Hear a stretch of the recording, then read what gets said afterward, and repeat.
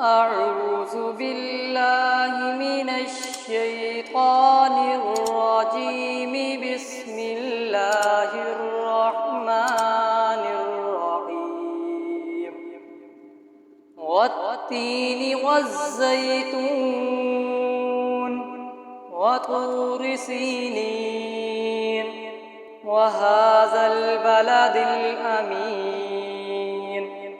لقد خلقنا الإنسان في أحسن تقويم ثم رددناه أسفل سافلين إلا الذين آمنوا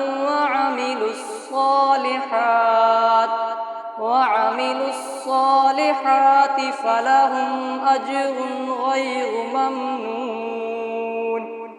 فما يكذبك بعد بالدين؟